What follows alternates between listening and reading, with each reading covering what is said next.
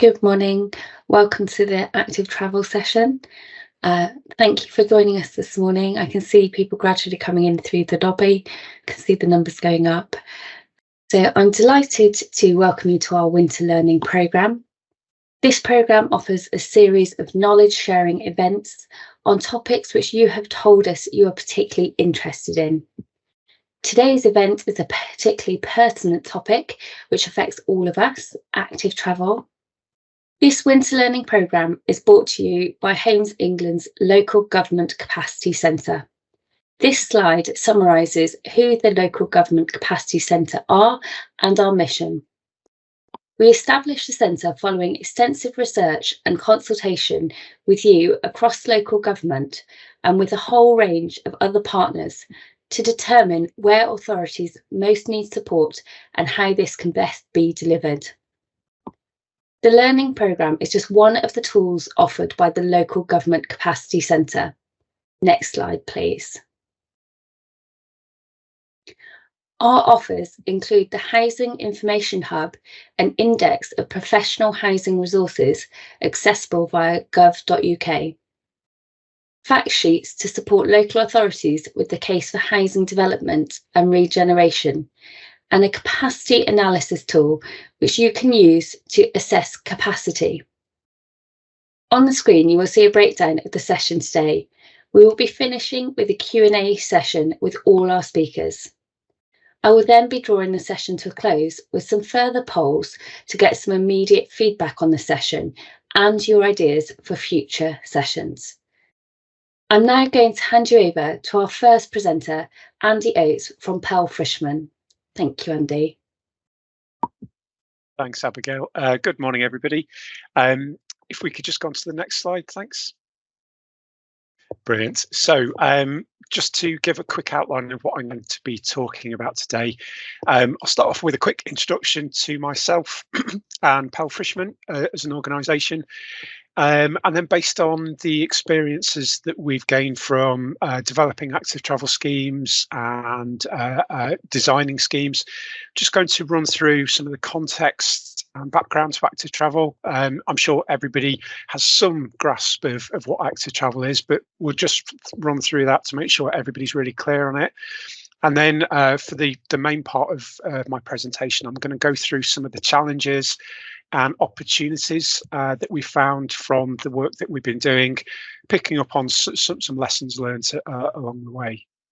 So next slide, please. So I am a technical director at the Transport and Highways Consultants, Pell Frishman. So Pell Frishman are multidisciplinary consultants. I'm based in our Manchester office, and I look after the transport planning part of our organisation in the Northwest and North Wales. I'm the active travel technical champion across the business here. And as an organisation, but also personally, we are really, really passionate about active travel. We are practitioners, and we do our work really, really on the basis that we want to achieve a tangible benefit from what we do. In terms of our background, Pels have been developing active travel schemes for a number of years. We've got what we think are 4 of the largest active travel schemes in the UK at the moment. So significant experience in developing from feasibility stage all the way through to detailed design. We also include active travel mode appraisal and advising clients on how active travel can be incorporated into new developments. Next slide, please. So I just wanted to start off, and this might be known ground for a number of people here, but just really to clarify what active travel actually is. So active travel consists of a number of different modes. We have walking, cycling, and what we refer to as wheeling. And so wheeling can be a number of different types of travel. Scooters for children form a significant part of that. Less abled users, wheelchair users, mobility scooter users all form part of that wheeling mix. Some people have very, very different views as to whether e-scooters form part of the active travel mix. Strictly speaking, they're not an active mode, but they are certainly an opportunity to encourage people to potentially shift away from travel by motor vehicle. And then sometimes, depending on locations, equestrian uses can form part of that mix as well. But as you can probably see, I've emphasised walking there. Walking is the most accessible form of active travel. Most people have immediate access to being able to walk. Cycling obviously requires a bike, whereas walking is something that is very, very accessible to most people. So the hierarchy of active travel possibly sits with walking at the top there. Next slide, please.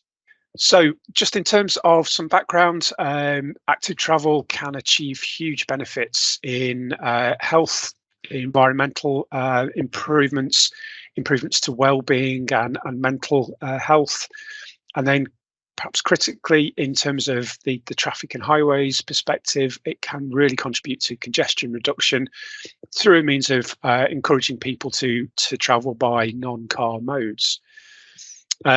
Significant amount of money has been invested in this country into active travel. Between 2016 and 2021, that was in the region of £3 billion. The majority of that has gone into infrastructure, but that spend isn't just focused on building new schemes. There's also a significant amount of investment directed in towards areas such as behavioural change, encouraging people to adapt and adjust what they do and how they travel. So it's a very, very, very heavily targeted area.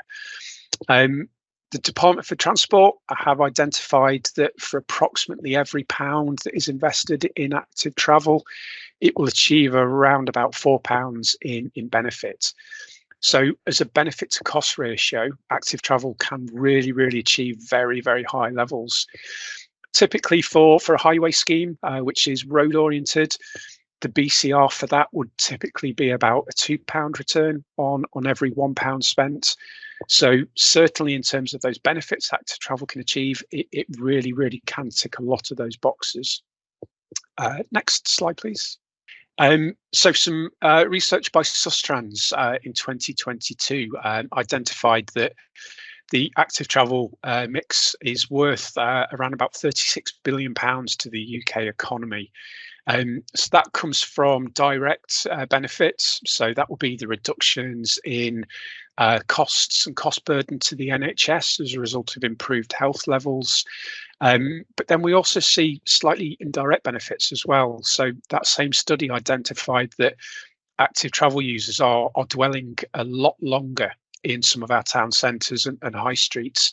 And certainly when you compare that to vehicle-based shoppers, vehicle-based visitors, there is a much longer dwell time associated with active travel users. And so therefore that greater dwell time will then equate to greater benefit for those high streets. I included a quick snapshot there of an article that the AA produced. And we're now therefore even starting to see some of those vehicle-oriented groups starting to promote active travel as a means of actually benefiting all users, but also potentially benefiting vehicle users as well. So next slide, please. So some of the challenges to active travel take up are perhaps quite obvious and quite pronounced. One of the key barriers is that both perceived and real safety of cycling and walking on particularly some of the busier routes around cities and towns. That is one of the key barriers. It's one of the key reasons why people might still be a little bit hesitant about cycling and walking and wheeling. And indeed, there the NAO identified in 2021 there was still quite a significant amount of people who were being deterred from active travel by safety perceptions. Next slide, please. Some of the key more recent legislative changes in terms of active travel that have been really, really important. In 2022, the Highway Code was updated. it contains some very, very important changes to really promote cycling and walking.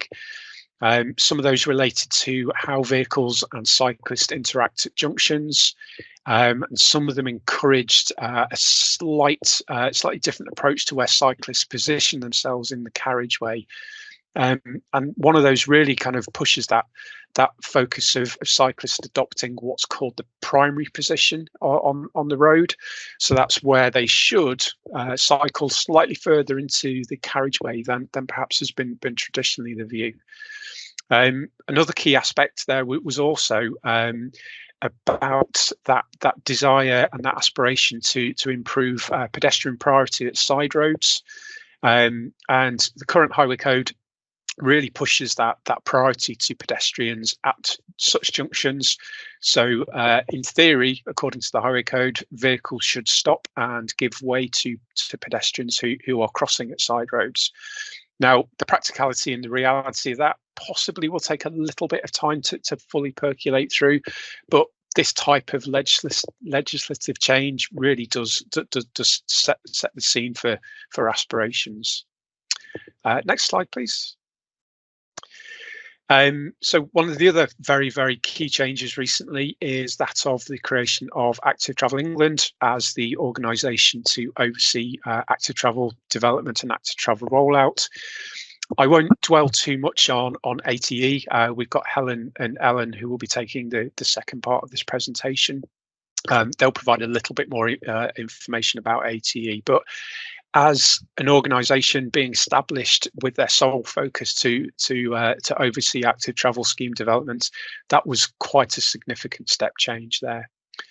And then alongside Active Travel England, we've seen various policy changes, various strategies coming forward.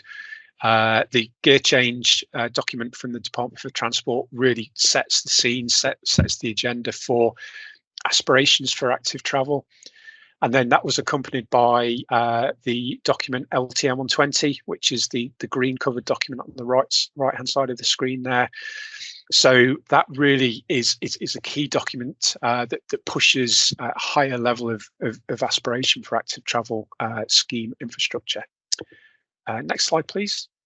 So just focusing on that document, LTM 120, so that stands for Local Transport Note 120. That was launched in July 2020. It really brought together a number of exemplar best practice schemes from around the UK and used those to form a set of guidance and a set of parameters that as active travel practitioners we aspire to work towards and we try and use as a basis for developing our schemes. It really does formalise what might have already existed. And so it is an absolutely key document in the type of work we do. I would recommend if, as professionals in this sphere, if you've not had a look at LTM 120, it's very, very much worth a look.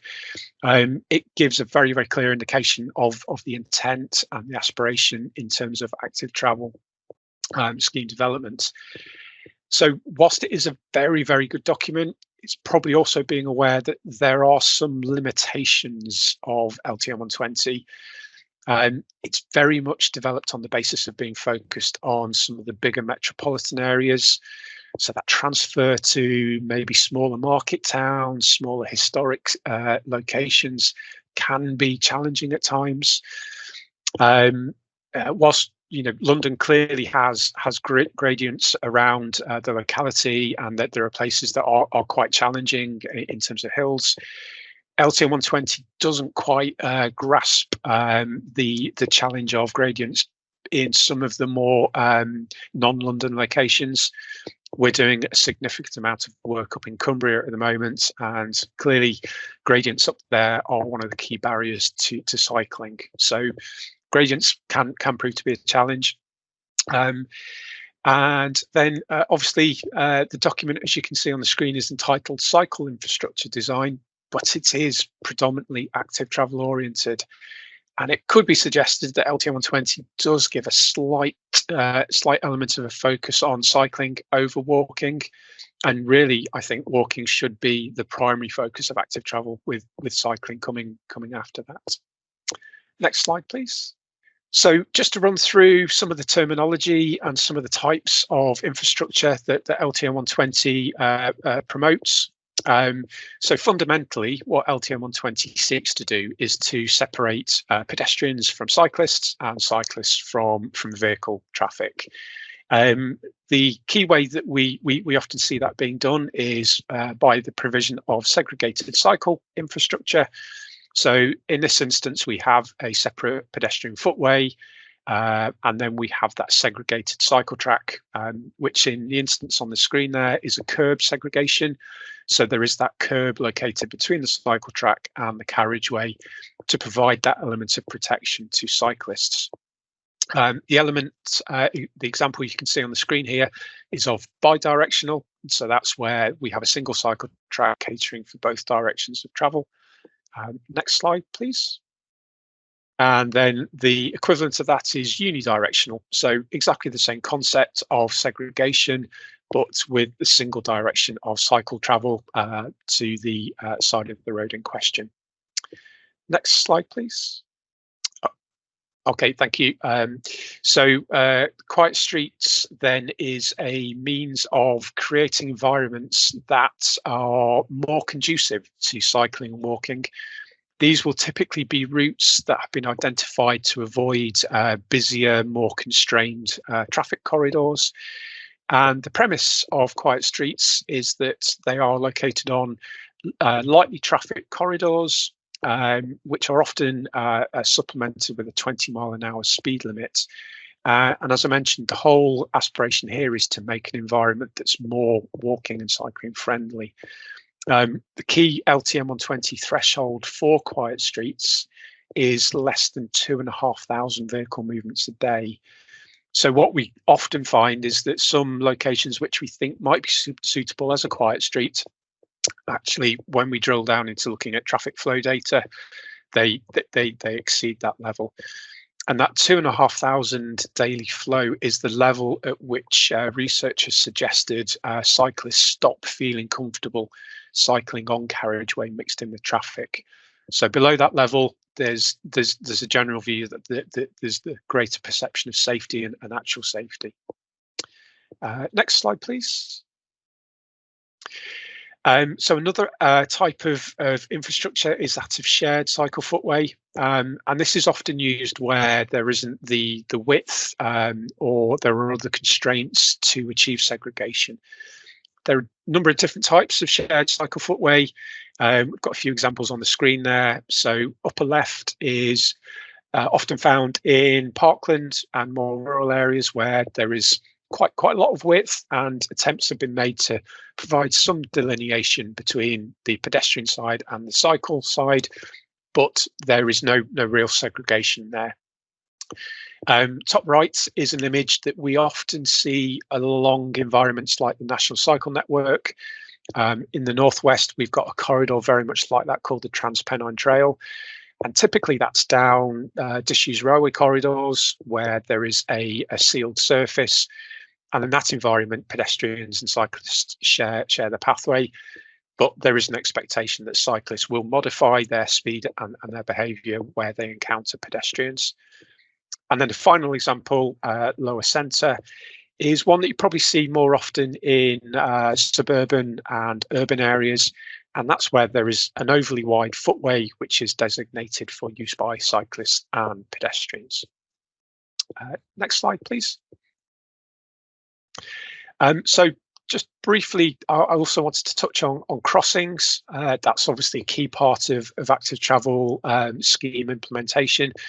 Whilst a lot of active travel corridors do run along a linear basis, in very numerous instances, we find active travel routes have to cross key highways. There are a number of ways of doing this. The more traditional type for pedestrian crossings was the Pelican. So that's the signal controlled crossing where pedestrians press a button to call the pedestrian stage. In more recent times, that has evolved into a slightly more sophisticated crossing, which is a puffin crossing. So that stands for pedestrian user friendly intelligent crossing. And so in that instance, the signals can detect whether there are pedestrians there, and they can modify the timings accordingly. Next question. Sorry, next slide. Sorry.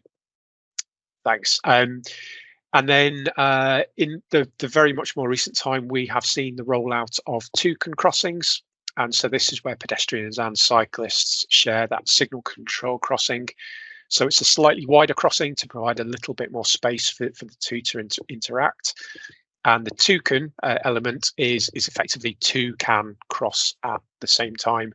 So there is very much a bird-oriented theme in terms of pedestrian crossings, and so toucan in that respect references the two modes of active travel. We then also see a lot of zebra-based crossings as well. So the example I've shown on screen there is one that we've designed for a location up in Barrow in Cumbria. What we have there is a segregated crossing. So the zebra is for pedestrians, and then to the right-hand side, we can see the crossing for cyclists as well. So on to the next slide, please. And sorry, yes, one of the comments just pinged up there. Pegasus crossings are used for equestrian purposes. So that's where there is it's fundamentally the same controlled crossing arrangement, but there is a high-mounted push button to cater for people on horses. We're also now seeing a lot more of sparrow crossings. And sparrow crossings are signal controlled parallel crossings where cyclists are segregated from pedestrians. So the example you can see here is just near us in Stockport, where we have the cycle crossing signal controlled with dedicated cycle push buttons and signals. And then off to the right, you can see the pedestrian crossing element as well. Next slide, please. So sparrow crossings are becoming more and more prevalent now. We were fortunate enough to be able to design the first sparrow crossing in the UK, which was over in Stockport. So as you can see on the image there, this is a crossing which takes an active travel corridor over a busy road. As I mentioned, this was the first in the UK, and it has subsequently been successful in a number of awards. Next slide, please. So we have another image of that sparrow crossing and how it looks, just to give a feel for that. And next slide. And that's the same crossing, but looking at it from the cycle track perspective. And next slide, please. So we've touched on crossings. Another key type of infrastructure is that of dealing with junctions. And we're seeing more and more Cyclops configurations coming out now in active travel design.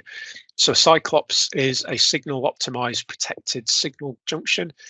And so as you can see on the image on the left-hand side there, we have the cycle provision in green and the pedestrian provision in the buff orange coloured crossings. So the aspiration here is really to separate pedestrians from cyclists, but give cyclists the means of transitioning across the entire junction in one green signal. So it's a concept which is, as I mentioned, becoming more and more commonplace. Very much championed in Greater Manchester, and Transport for Greater Manchester, our local public transport body, have really been pushing the implementation of this type of junction crossing. Next slide, please. So I touched on sparrow crossings earlier on. Won't go into much more detail on those, but as I mentioned, when we first designed the Gilbent Road scheme, it was very much the first of its type, early introduction. They're now becoming much more common, and we're starting to see them across much of the country. Next slide, please. So I just wanted to touch on some of the particular challenges that we as practitioners tend to find in terms of active travel implementation. So I mentioned earlier on, LTM 120 really does set the standard for high aspiration in terms of active travel provision. But we often find there can be a very, very difficult balance to achieve between meeting that aspiration, but also developing schemes which can be deliverable. And if not deliverable, then can they be accepted by the public or by local politicians? That deliverability covers a number of aspects. So we can find locations where it's very difficult to meet the requirements of LTM 120 because of various constraints. Quite often in developing an LTM 120 compliance scheme, we result in quite a significant cost, which then when we take that through the appraisal process doesn't meet the required levels of benefit to cost. And political deliverability can be a key challenge.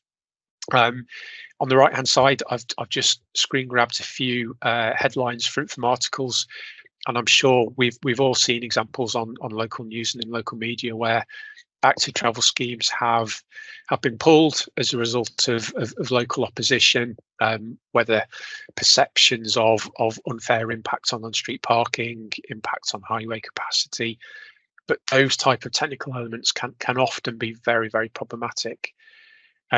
I've mentioned in the bullet points there, on-street parking and potential impact on that is one of the most controversial elements that we come across in the schemes that we develop. For terraced houses where there is no opportunity for off-street parking, it can be very, very difficult to find ways of re-providing parking. That can often be a very, very much of a showstopper in active travel schemes. But in more suburban locations where the houses have off-street parking, there can still be quite a vociferous pushback against loss of on-street parking spaces. Similarly, loss of loading and servicing provision can also be very challenging to accommodate and re-provide. And then, as recent examples in Sheffield have identified, quite understandably, there can be quite sensitive opposition to removal of highway trees. And certainly, as a practice, we try and avoid losing highway trees wherever possible. Our clients in Cumbria very much operate on the basis of a 1 to 4 replacement. So where a highway tree is lost, they will seek to re-provide for trees elsewhere. The bullets at the bottom there, I've emphasised walking again, but I think sometimes the focus can very much be on cycling as the key element of active travel. Cycling can be the more fashionable, the more attention-grabbing aspect, but walking can really be improved. We can see some significant benefits and fairly low scale pedestrian improvements. They don't tend to draw the same amount of reaction as cycle schemes do, because potentially of that lesser impact. But with walking come equal challenges. Pavement parking can be a real problem in terms of developing improvements to pedestrian provision. We've seen Scotland and in particular Edinburgh grasp that very, very difficult nettle of criminalising pavement parking, and that will shortly be enforced. So that's a real challenge. EV charging informally can be very, very difficult as well, where people, particularly in terraced houses, are running charging cables across the footway. That can really cause problems.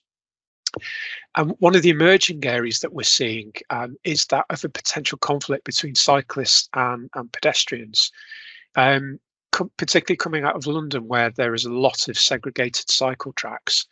We're seeing disability groups, the Royal Institute for Blind Users, are starting to raise concerns over the severance effect that those segregated tracks are causing for blind users, visually impaired users, and less abled users who find it difficult to step into the cycle track and then step over the curb segregation.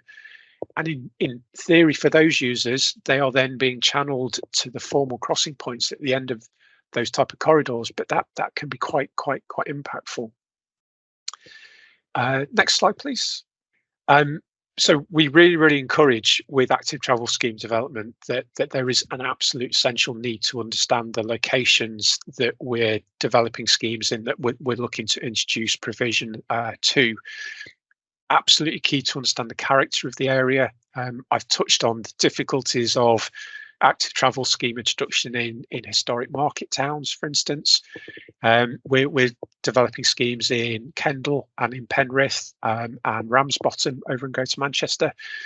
The highway environment, the cross sections there are really challenging, and bringing in that LTM 120 compliance can be quite difficult. But it's absolutely key to understand the localities that you're developing active travel provision in from both a pedestrian and cycle perspective, trying to understand the requirements of the users. DFT have suggested there is going to be some specific guidance coming forward in the short term for active travel schemes in those more rural and historic locations. So that will be really interesting to see if that does present some slight relaxation of the standards. And there is an argument that dropping below LTM 120 standards and achieving something is better than not being able to achieve anything. Timescales and the resulting uncertainties can be a very significant challenge. As soon as we need to bring in legal aspects, legal support for active travel schemes, whether that's bringing in traffic regulation orders or changing particularly loading and servicing requirements, that can be very time consuming, can be very lengthy in terms of programs. The loading and servicing issue is a key one. If, as a scheme, we're proposing removing a formal loading bay, in most places that will require a public inquiry to take that through the legislative process. So that brings in a very long time scale, uncertainty in terms of how long it will take, or indeed if the decision by the inspector will be favourable. Using public rights of way as well can also be very complicated. A number of public rights of way are designated as footpaths only, so therefore bringing cycling into those environments requires a legal change to the designation of those corridors. We've actually discovered on some of our work in Cumbria that a large part of the NCN network isn't actually legally designated for cycle use. So that's a very particular challenge. Next slide, please. And then one of the other challenges is of the approach that active travel practitioners need to take. And this is a message that I really do hammer home quite a lot. As active travel practitioners and developing active travel schemes, we shouldn't be designing for confident and competent cyclists. We should be designing our infrastructure and our schemes to encourage cycling and to enable cycling. And one of the key tests that we should all be using in our field is that of the ability for the 12, the 13, the 14-year-old school child pupils to feel comfortable and safe in that environment. And this whole function of purpose and use of active travel provision, particularly cycling as well, I think is something that's evolving very much. Traditionally, active travel schemes have tended to focus on the commuting side of cycling, whereas actually more recent data is suggesting that there is just as much use for the non-commuting elements of cycling. So trips to and from school, recreational use, retail related trips. So arguably there is a need to potentially modify this focus away from being very much oriented to commuting.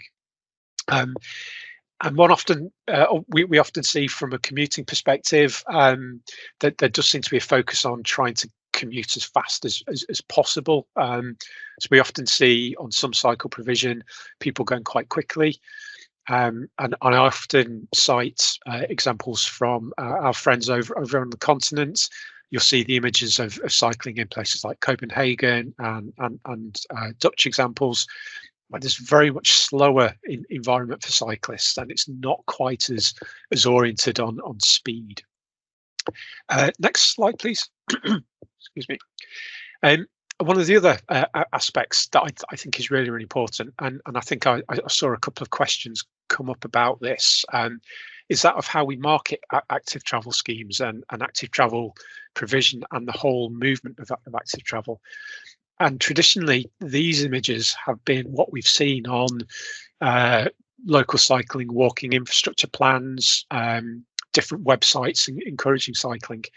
And this links back to my previous point about purpose and use, and that these are all typically middle-aged men wearing lycra on expensive-looking racing bikes. And I would argue that at the moment, that is really the last thing that we should be promoting. And if we can go on to the next slide, please. And I think this imagery is very much what we should be pushing as the active travel marketing, the active travel branding.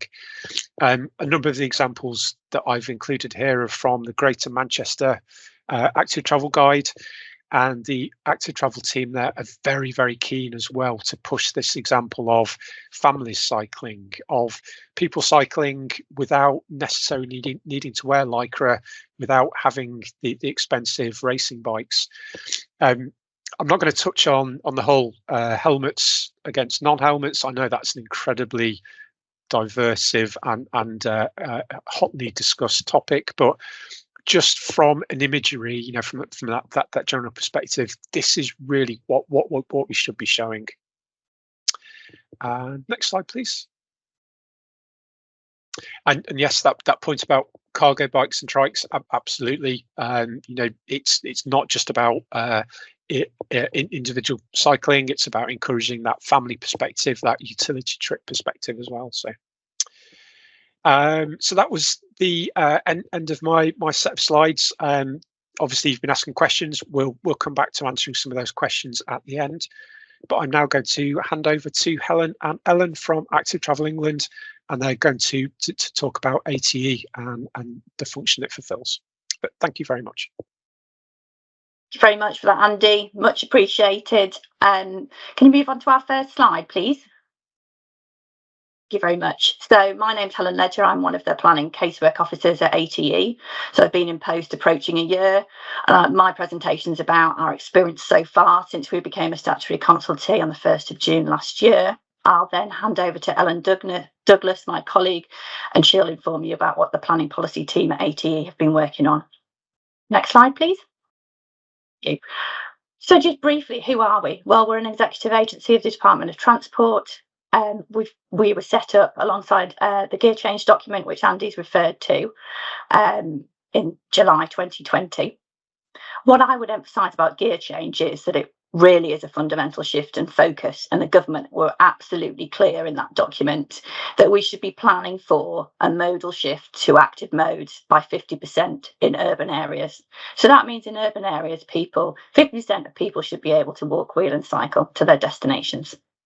As Andy's also extensively mentioned, Local Transport Note 1 of 20, Cycle Infrastructure Design, was launched at the same time. Absolutely fundamental, absolutely a game changer.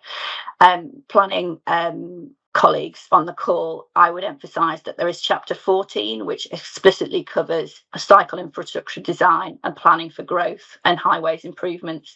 So those are your, new residential allocations, for instance. So there is a section on that about how to plan for that, how to strategise for that. Another key document that I look at on a very regular basis, which links to what Andy was saying about walking, is Inclusive Mobility, that was published shortly afterwards as well. So that's about making infrastructure for those with mobility impairments. Next slide, please. Our vision.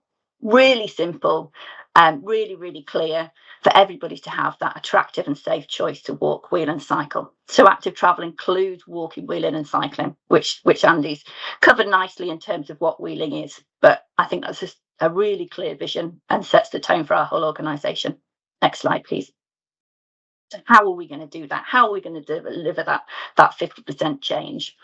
Obviously, we need active travel modes to be at the heart of decision making and the first and natural choice for journeys. So that's about urban design. It's about highway infrastructure. It's about making that first step. in order to deliver that, ATE became a statutory consultee in the planning process on the 1st of June last year. So we're aiming to secure high quality active travel provision across the where we can influence developments over that consultation threshold. We've provided guidance about how that can be provided, and then, as Ellen will go on to expand, clearly there's a role for local authority planning policies and processes in that. Next slide, please. How are we set up? So we have an investment arm, which is about delivering investment on the ground, whether that be behaviour change. We have our inspections team, so they're the design and technical expertise there in terms of implementing good quality active travel infrastructure. So that's funding our own infrastructure across England. Clearly, data and intelligence is very, very important. So we have our own data and digital team collating evidence. Important for planners is obviously the geographical elements of that, the geographical mapping information that we can then utilise in our planning responses. Then we have the Planning and Development Directorate, where I sit. But crucial to that, because we're a whole of England organisation based in York, we do need some regional contact on the ground. So we have a regional team. We have a member of staff in each of the regions across the country who are there to be our eyes and ears on the ground to make links with local planning authorities and local highways authorities. So that's how we're structured. Next slide, please. Just to emphasise when to consult us. So on the 1st of June, we became a new statutory consultee in the planning system. So that means that local planning authorities must consult us for applications of 150 residential units or more, 7,500 square metres of floor space, and on sites of 5 hectares or more. Obviously, we've got a dedicated planning applications inbox, which is there and will also be on our final slide. Next slide, please. The Planning and Development Directorate. So how are we set up? At the moment, we have just 9 members of staff to respond to those statutory consultations across the whole of England. So it is a little bit of a challenge, but we come from a good mixed background of traditional town and country planning. A few of us with statutory consultee experience already, a few of us with development management experience in a local authority, and then we have a colleague that's worked in the development management team for a highways authority. We're supported in turn by 3 technical staff, so they administer the planning consultations coming in and then also send out responses to local planning authorities. In order to support us in the technical aspects of assessing planning applications, we obviously pull on support from our inspectorate colleagues on those very technical issues of schemes. And then we're continuing to work closely with the regional team to develop an understanding of local issues and give us foresight and information about big schemes happening across the country and where we should focus ourselves. Next slide, please. What did we do before the 1st of June to set ourselves up? So we were planning for a consultation of around 3,000 planning applications a year. So that's based on experience of other similar sized statutory consultees. So that's what we're basing our team on. But naturally, there's only 9 of us at the moment, so we have to focus where we're going to make the most impact. We have to recognise that London actually has been in the active travel sphere for a long time and have a really well-established set of principles and practice with Transport for London. So we have a light touch approach in London. We've developed a standing advice pack. We recognise that we can't comment on absolutely every application, so that is out there to outline all the policy hooks and criteria and how to assess planning applications and what to look for. We've also developed a development management procedure note, so that advises local planning authorities what to expect from ATE, how we will work, and interesting pointers on timescales and what to expect from us. And then how to assess planning applications. A long time in development and under much trial, we developed a planning applications assessment toolkit, which is currently an Excel spreadsheet of about 32 criteria on how to assess all types of applications, outline, reserve matters, full, a pick list, if you will, and sets out some of the key starting points for assessing planning applications. That's available publicly. It's on our website, so that, the idea is that not only will the planning team at ATE use it, but actually should be open for developers and local planning authorities and planning policy teams, for instance, to assess sites. So we published those in the summer before we became a statutory consultee. But given we were brand new in this field, brand new team, we did review that after 3 months, and actually we're continuing to review that going forward. I'll set out more details at the end of this presentation about things to expect on that. Next slide, please. So in terms of our consultation requests by region, it's probably interesting to note that we've had just over 1,000 consultations so far sent to us. Unsurprisingly, the focus is the southeast and the east of England in terms of numbers, but we've got a fair spread across the country. So that's just for general information. Next slide. So what have we found since the 1st of June? New team. We've found that clearly when we get consultations on planning applications, some of these sites and these proposals will have been around for many years, been through various reiterations, have had probably extensive pre-app. So there's some that are harder to influence than others.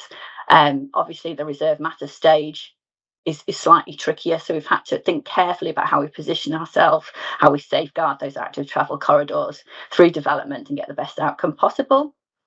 And then the polar opposite to that really is that when we get consulted on sometimes very, very large planning applications in terms of size and scale, with all matters reserved. So we haven't even got access to go on. So we really have to kind of think creatively about how we can embed active travel at the absolute outset of those sites going forward.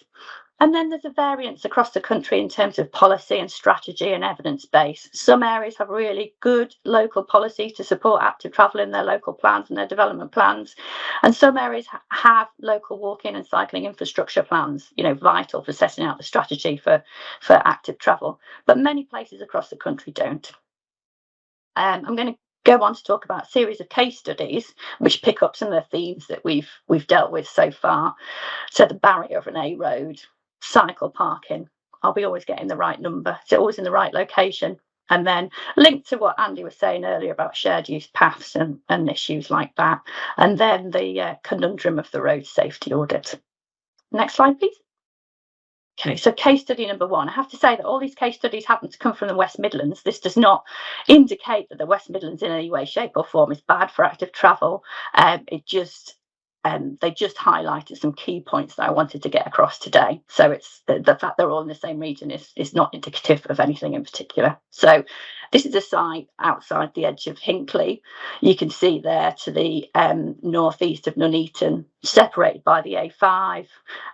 The red line is another A road, so that's the A47 as it goes around the north of Hinckley. So this really is kind of quite common for us. We're seeing large residential applications on the edge of town, which look like a really good sustainable location for large scale growth, but actually immediately you have an active travel barrier in terms of the A road. So how do we get people across that A road to access transport nodes, secondary schools, etc.? So that is a real challenge. Although, this was one phase of a much larger scheme. So the other phases included a local centre, a primary school, and other dwellings, etc. So there are, and there would be, facilities within that phase. But you have to acknowledge that the secondary school, established primary schools, the large supermarket, the town centre and the rail station all have to cross that A47. So it does represent a challenge. What happened with that application? So next slide, please. So what happened? So we had, as I say, tried to get interconnectivity with all the other phases of development so that we got those corridors for walking, wheeling and cycling throughout the other phases, tried to make sure that the layout and the road layout joined up so that people could easily navigate without having to go along the A road. One of the points we made in the transport assessment was that actually they hadn't considered cycling journeys to Nuneaton at all, which is a higher order settlement with a bigger range of facilities and obviously greater employment opportunities. Cyclists can obviously travel a lot further than a walker and a wheeler, and the transport assessment had ignored that in their assessment, which we thought was disappointing. We did receive revised plans with tweaks to the layout. The Highways Authority supported us in terms of reducing speeds, trying to reduce speeds of vehicles through the estate, which obviously creates a more attractive active travel environment. We've succeeded in getting links to the shared use path for walkers and cyclists, which exists along the A47 now, so we can get that in with good surfacing connections to that shared use path. And then, kind of similar to what Andy said, the conundrum that we might get those links in there, but do they always meet the actual real technical requirements of LTN 120? I think somebody's already commented in the chat about surfacing. Surfacing is absolutely important.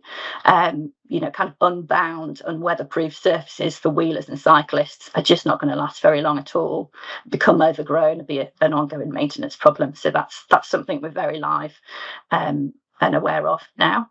Next slide, please. Case study 2, Birmingham City Council. So this is a mix of student accommodation and build to rent in a series of 4 apartment blocks with commercial floor space on the ground floor. So again, this is very typical. We're getting, we've had a lot of applications for new student and mixed use development in city centres. What's great about Birmingham is that there is an LC WIP. There's a good local walking and cycling infrastructure plan up to date. The City Council has invested in key transport corridors for active travel, which is brilliant. And they have a really strong local policy, a supplementary planning document on parking, which explicitly covers cycle parking as well. What was great about this was the transport assessment promoted a really strong modal share for active travel, very close to 50%, which is where we should all be aiming for under gear change. So that was fantastic. So through our intervention on this site, we've increased cycle parking to where it should be. So to comply with local policy, we've got over 900 spaces well located to support that development. Moving on to the next case study. Next slide, please. So case study 3. So you can see that this scheme in Bromsgrove, 149 dwellings, just under our statutory threshold. But we actually, intervened and wanted a consultation on this because we saw it as phase 1 of a very much larger scheme. Was going to include in the wider scheme, the mix of uses you'd expect: retail, education, community facilities. So we saw this as a real opportunity to set the tone for the rest of the phases of the allocated land. Again, we had strong local policies.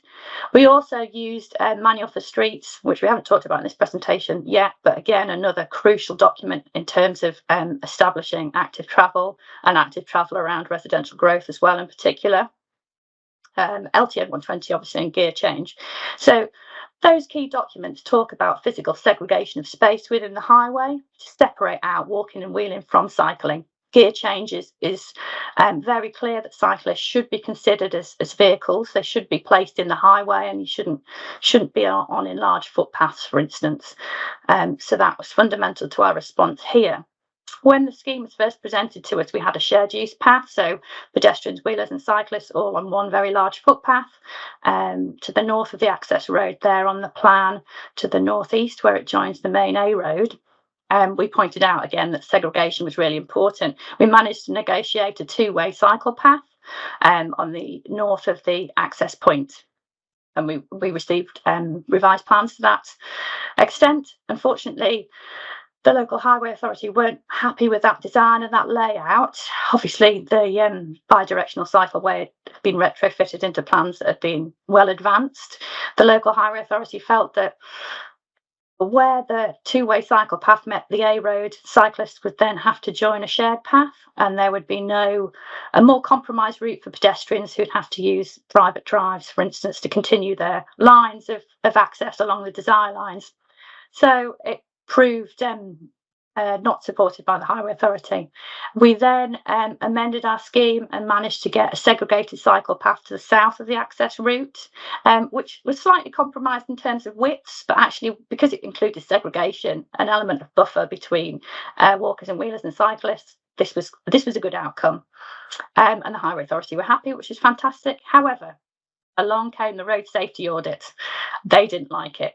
They felt that segregation didn't allow the space to benefit all users sufficiently. And actually, they felt a much larger shared use path would be better.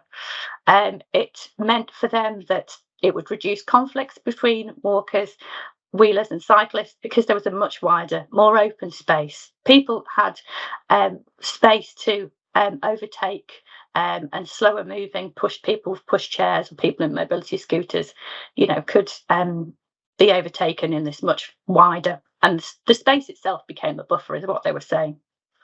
So very frustrating from our perspective, but we had to position ourselves, around the road safety audit, and we put it to the local planning authority that whilst we didn't feel that the road safety audit recognised the policy and the infrastructure design guidance in those 3 documents there on the slide, we've put it to them that it was their decision to make. And because we were quite late into the process, and obviously the layout, etc., we hadn't been able to influence, we put it to the local authority that we wouldn't maintain our objection, but actually it was their decision to make, and we set out the policy background for that.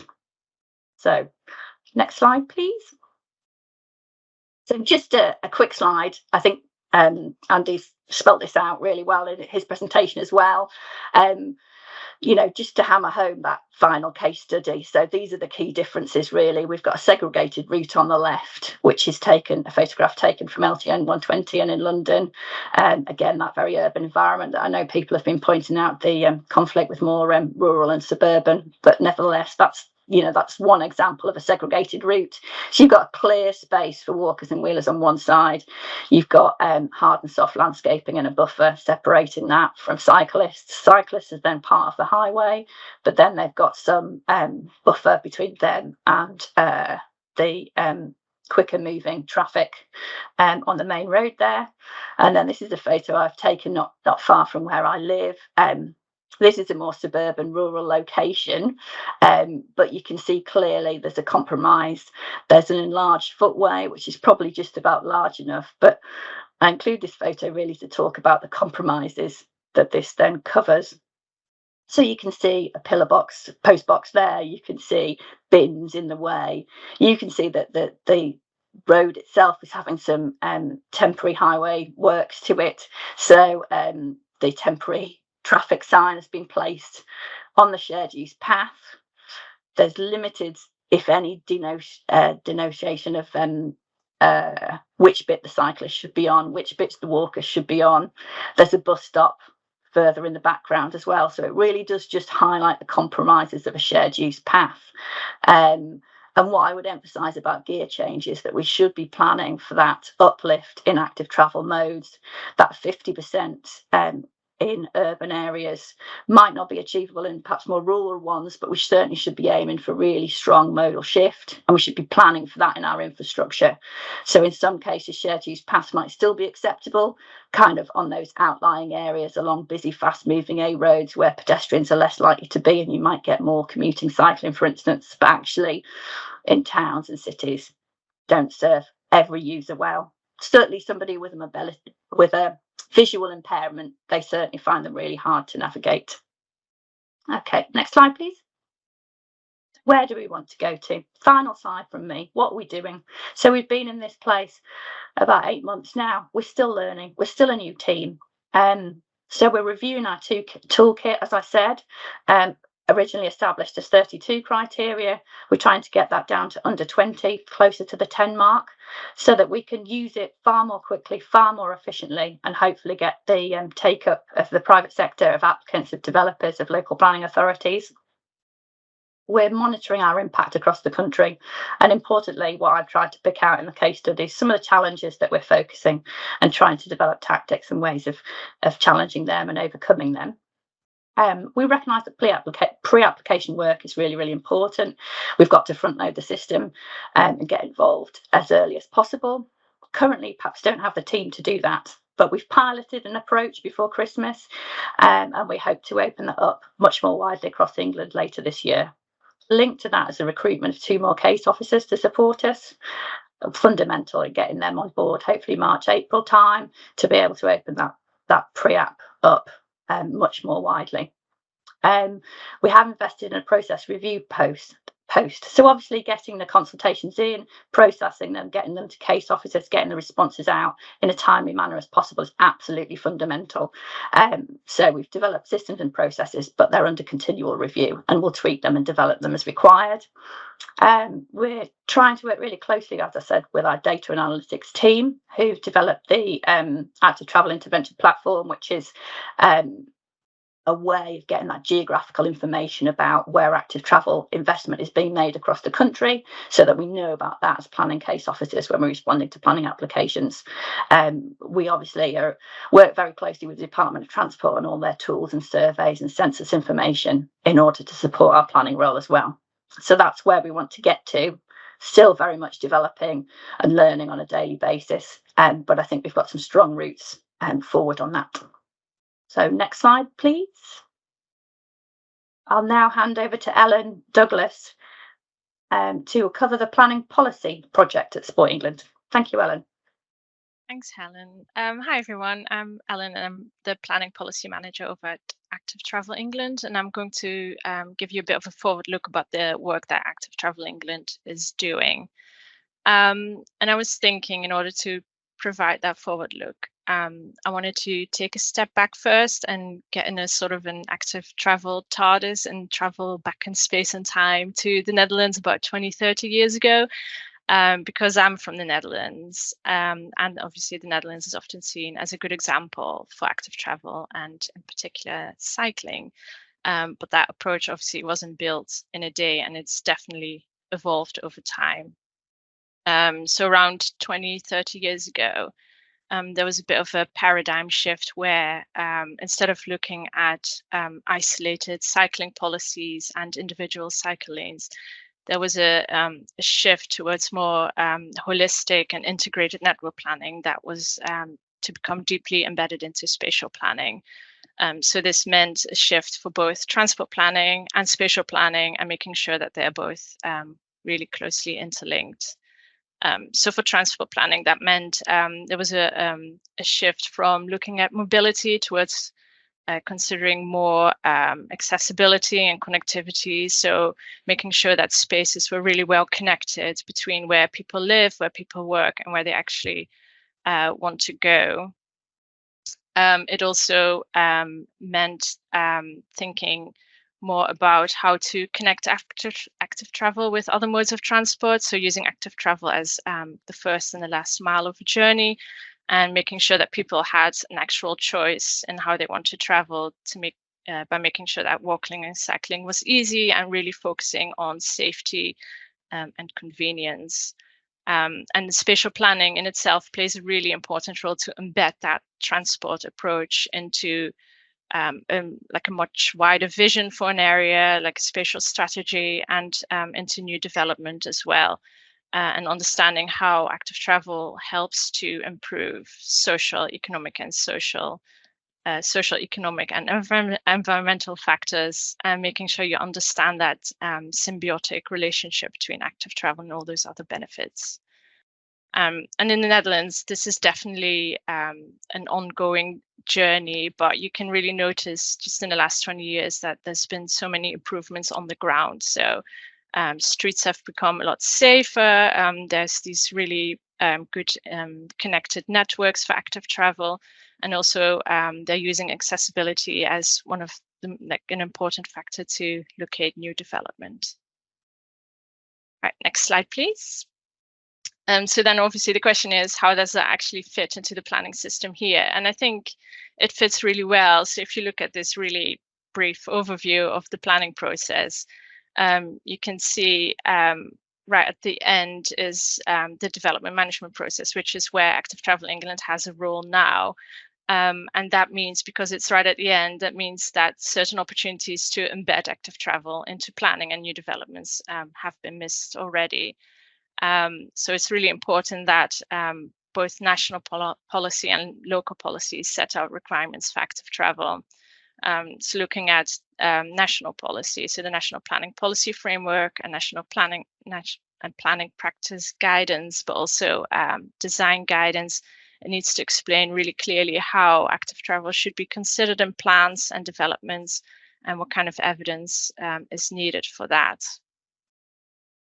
But then when you look at the local plan, which is right, it's a crucial link in the planning process, right in the middle.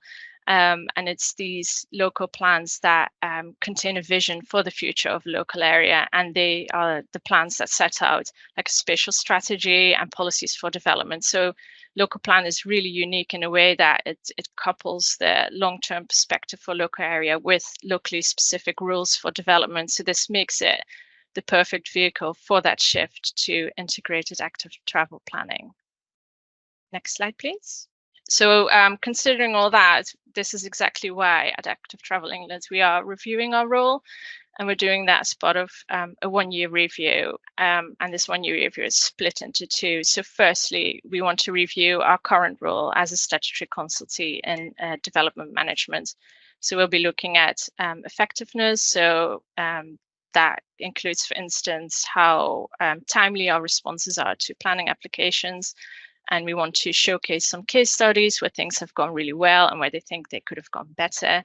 And we're also looking at making improvements to our internal processes to make sure that we are running as effectively and efficiently as possible. But we want to take that one-year review as a bit of an opportunity to look at our role more broadly, where else we can have a really high impact in the planning system. So Helen mentioned we're looking at potentially becoming involved in pre-applications and also in local plan development, which I'll mention a bit later as well.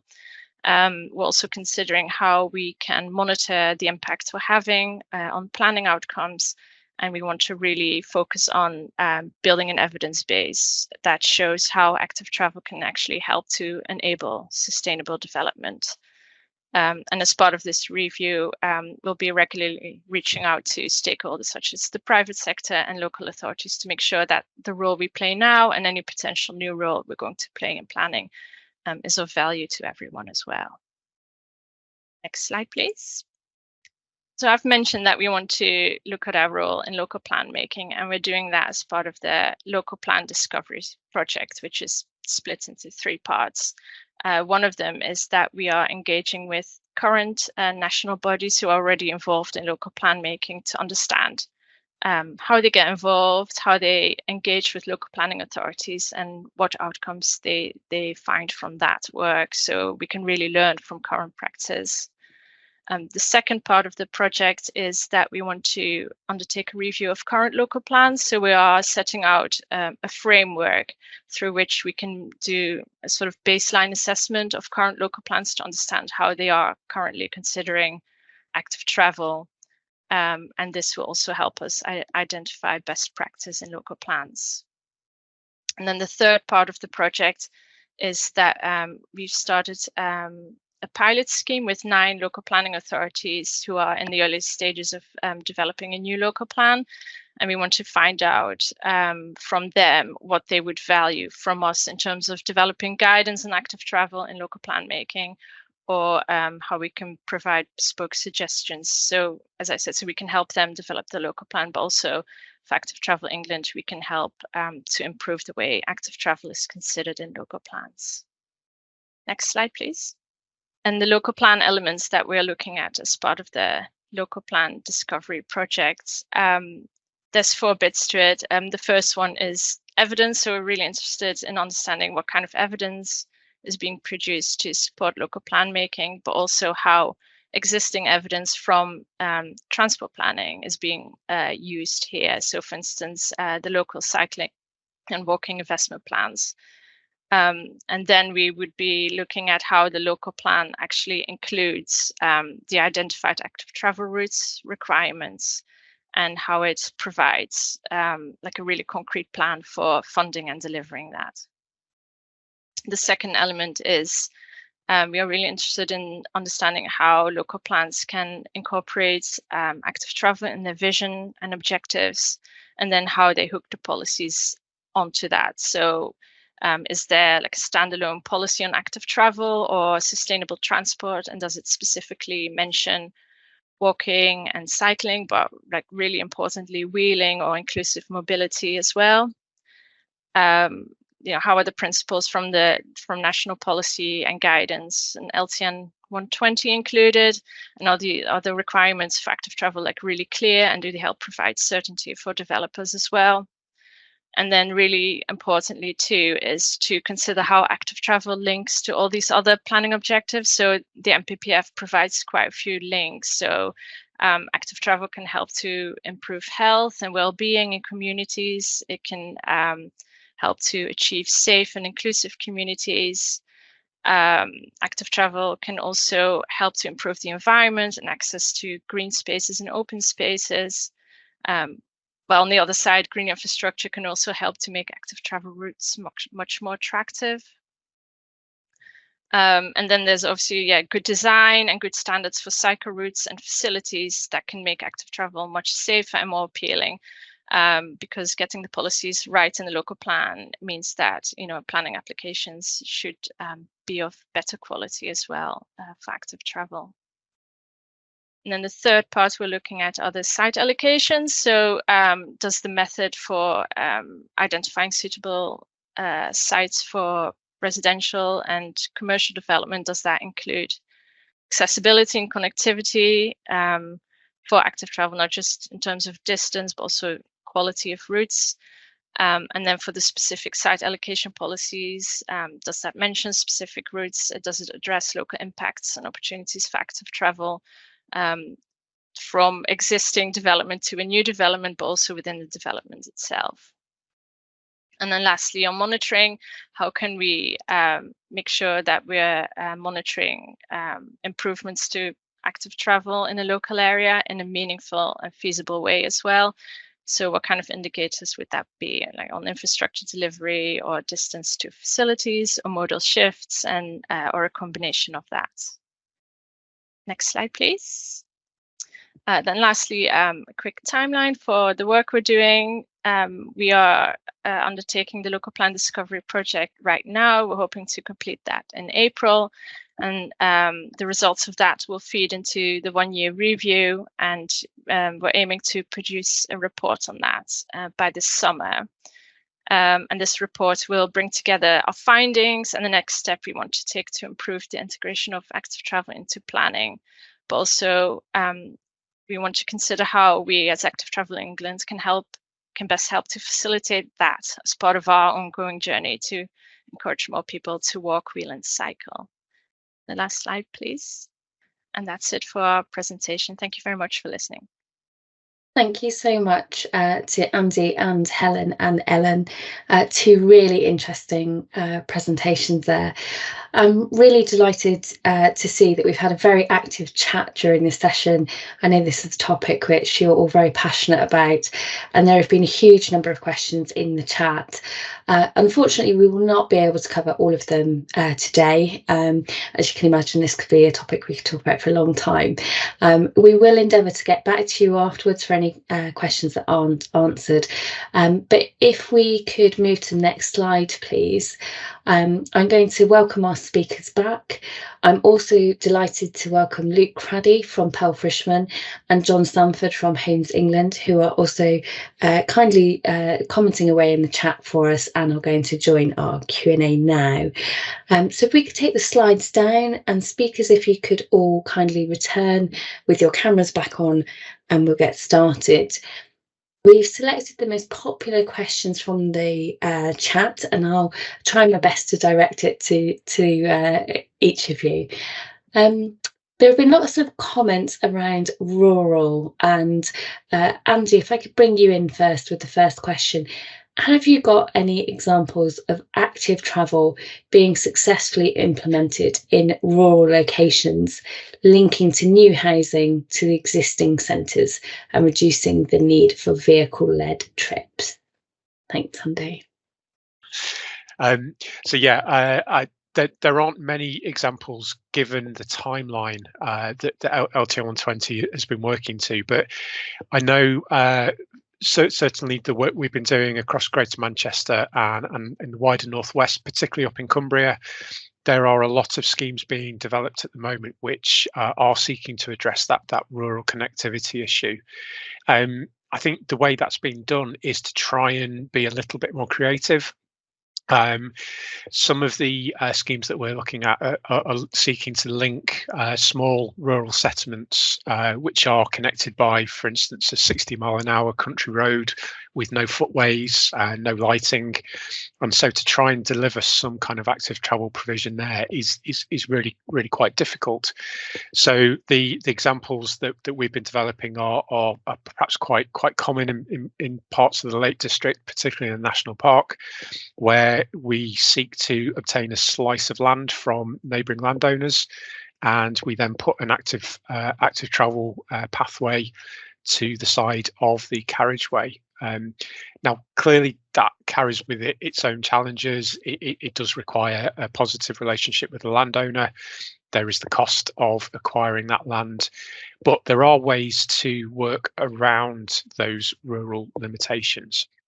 And in terms of the compliance with LTO 120, we've had a number of engagement sessions with Helen and Ellen's colleagues in ATE, and they do very much recognise the challenges of that rural environment, and they do listen to locations and to proposals where there is a need to step away from LTM 120. LTM 120 isn't an absolute rigid document.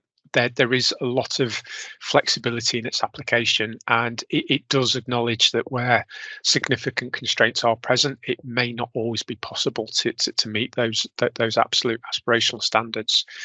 So I think you'll probably see over the next 3 or 4 years a lot of rural examples coming forward, and particularly given the more recent rounds of active travel funding.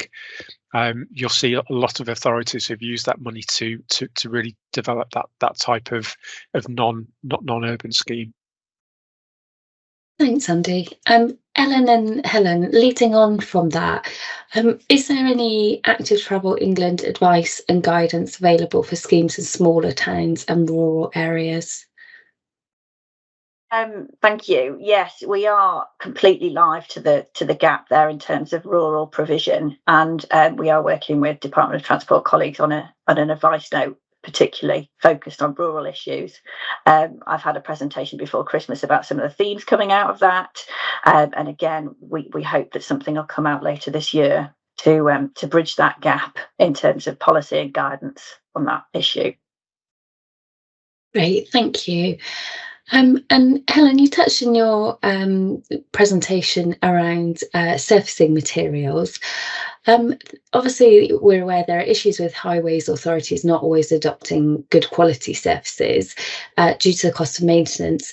And the question is, can this be compelled, or can anything be done to make sure that highways agencies and authorities align with active travel policy and designs within reason? This is another issue that has cropped up through our statutory consultee role. Obviously, when we comment on that planning application, we insist on all-weather surfacing for wheelers and cyclists. It should not be an unbound, loose gravel surface. Just horrendous for anybody to try and walk and cycle and wheel on. It's not going to last long at all in terms of maintenance. So what may be cheap to put down will be a maintenance problem for either the highway authority or the management company involved there. So that's what I've come across in our statutory planning role. I think wider AT is really concerned and wanting to work with local highways authorities on their adoption and their design guidance for routes and the highway much broader, much strategically, to try and make sure that we bring everybody up to the same page that we're on in terms of standards. So yes, we're completely live to that, and there's work ongoing. Could I just come in on that point as well, actually, because I absolutely agree with Helen on that, but I think it's not to say that there aren't places where an unbound gravel type surface aren't appropriate, and I don't think it's a case of saying that type of surface is never suitable, particularly, and again, coming back to this whole rural point, there are a lot of the Sustrans routes which are of that compacted gravel, compacted earth type surface, and given that location and the function that type of path performs, I think that's suitable in that location. But I would echo Helen's points about that more developed area, and having those sealed surfaces in that context is really, really important. Thanks, Andy. And I did notice in chat there was also a reference to bridleways there as well. So yeah, thank you. Luke, can I bring you in? There have been a lot of questions about space and how we manage road space for all modes. Can you just comment on that and give us some insight? Yeah, so there's obviously been quite as you say, a lot of questions, which are quite a mix of questions when we're talking about space. There's obviously been questions about vehicular space and giving some of that up to accommodate active travel use and active travel infrastructure. And then there's been comments about obstructions in footways, be that bins, street furniture, and what have you. And then there's been obstructions in terms of parked vehicles on curbs and the such like. So, there's quite a mix of questions there, and there's a lot of different ways to try and deal with that. There's obviously the aspect of the trying to plan ahead, which comes back to the point that's been mentioned about local plans and infrastructure associated with that. So it's planning sufficiently far in advance as new developments come forward. It's planning cities as they evolve, cities and towns, to make sure that the right intentions are there. And I noticed there was a question as well about developers more often not just following what are the requirements of the highway authority. And again, this then comes into play with what's been planned in advance and what's in infrastructure plans. And in terms of some of the conflicts that occur and actual road space available, clearly there are times when road space is very limited. The extent of what is the adopted highway and what you can do is very tight. Commonly in cities and towns, you have walls, you have buildings, you have associated obstructions that makes it very difficult to move around. But again, if you're planning far enough in advance, you can look at how you can try and solve that. Are there routing options to take you away from those particular obstructions? And whilst funding for that might be quite substantial when it's just taken in isolation, if it's considered in totality and planned in advance, then contributions, be it from developers or other sources for local authority, can help to inform finding that space.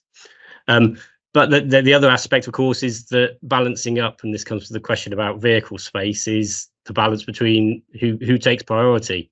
Is it the vehicle or is it the active travel user? And who determines which that should be? And clearly, as has been presented by Helen and Andy, we are trying to take the focus away from the car and put it towards encouraging active travel in all its forms, with the view that we actually achieve that reduction in car use. And if you can balance that out with some reduction in vehicle capacity, if there's been gain in active travel infrastructure, and it's easier and preferable to travel by, whether it's by bike or walking and all the other modes, and that's where you can gain some of your capacity that's needed. So there isn't a simple answer, and there will always be some locations where space is just so tight, solutions are very limited, or have to be not a compromise solution, but a sort of a balanced solution to accommodating everything. And the LGM 120 sometimes of a completely segregated route just isn't possible, and it's finding that middle ground. Len, do you want to come in on that? Yeah, I think that was very well made series of points there, Luke. I just wanted to add about the, reducing capacity in motor vehicles. What may have demanded a four-arm junction in terms of a roundabout. If you reduce that those vehicle numbers and modal shift away to more active travel, actually you might not need such a massive land take for a four-arm roundabout. You might be able to solve it with a different series of junctions or a different intervention, which then frees up more land for active travel infrastructure. And actually, for the developer, a new roundabout is quite expensive. So actually might make it more reasonable to invest in active travel as an alternative. So thanks, Luke. Good response. Thanks, Helen. And I'm so sorry, but we're going to have to leave it there for questions for today. But if we can return back to the slides and just go back to the next slide, slide 61. On this slide, when it pops up in a moment, you'll be able to see our take-home messages slide with key information from our speakers. You will receive a copy of all the slides after this session, so don't worry, they'll come through to you. Next slide, please.